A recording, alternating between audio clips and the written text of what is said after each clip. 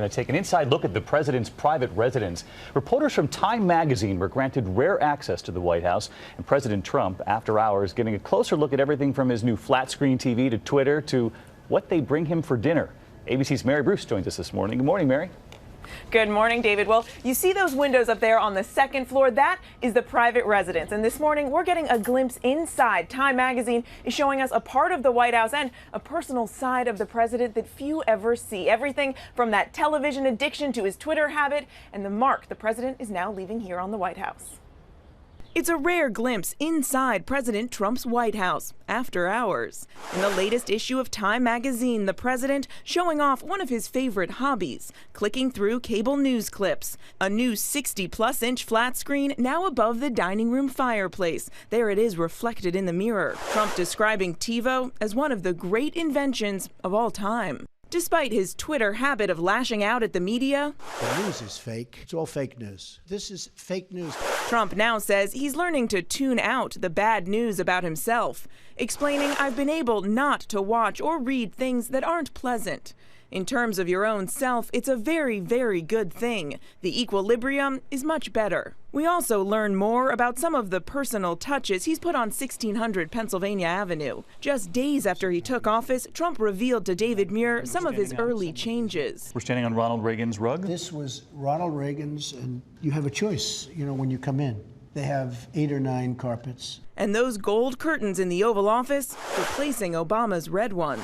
But now even the walls in his private dining room have the golden touch. And this enormous crystal chandelier purchased by Trump with his own money, Trump jokingly calling it his contribution to the White House. Upstairs, his private mansion, no cameras allowed. The magazine describing it as a palace far larger than it looks from the outside. 20,000 square feet catered to by nearly 100 household staff, including valets and butlers. It's where the president has lived most of his first months in office, alone. I know that the First Lady, Melania, has a big job back in New York taking care of Barron. Does, yes. Does it make it a lonely place for you at the end of the day? No, because I end up working longer, and that's okay. I mean, I'm working long hours. I mean, the country has a lot of problems. And during a candlelit 4-course dinner in the Blue Room, Time reporters getting a sense of the president's tastes. Diet Coke, not water, extra sauce with his chicken, and for dessert, an extra helping. 2 scoops of vanilla ice cream with his chocolate cream pie. Everybody else just got 1. Now, the president admits some of this may be changing shortly. He says he expects in about a month the First Lady, his wife, and the youngest son, Barron, will be joining him here at the White House, bringing the family back under one roof. But, David, no word yet on what that might mean for that extra scoop of ice cream. I was going to say, the horror in the room when they heard 1 scoop for everyone else. We can make that happen. Mary, thanks. We're going to join Nancy Gibbs now from Time magazine. She's the editor. Nancy, always great to have you on. You've been to the White House so many times. Your team described the Oval Office as sort of a change taking place, more of a royal court for the president. How different was it for you?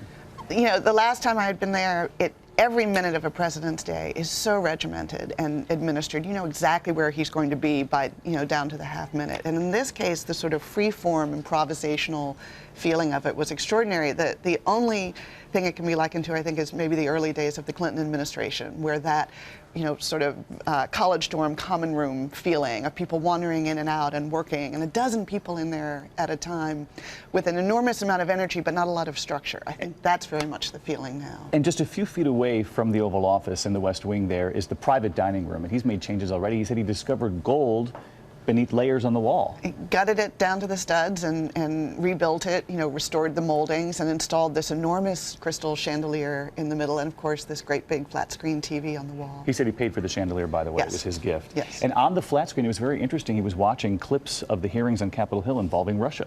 That's what he wanted to show us. He had literally teed up the highlights for him. It was sort of like watching, a play-by-play of your favorite sports team, of moments in the testimony that afternoon, which he had watched in real time. I asked him, were you watching this as it was happening?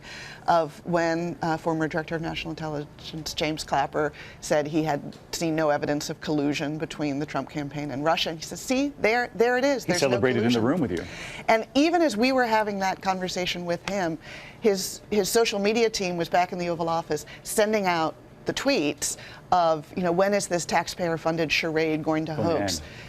going to end. And you report that he walks back in the room and said, "Did you get that stuff out?" Meaning those tweets. You did get upstairs to the private residence. Yes. I noted that the president took the elevator, the vice president took the stairs because they don't take the same elevator ever. Not being on the same plane. Right? And you got up there and he took you through right down to sort of the old desk, Lincoln's old desk, right? And the phone system, he said, "I love the phones here." It's in the treaty room. That's where he tends to work once he goes upstairs at night, and they bring him, a box of papers to go through. And he talked about the phone and how it, it splits your words. It's, it's scrambled. Right, yeah. This is where I talk to China.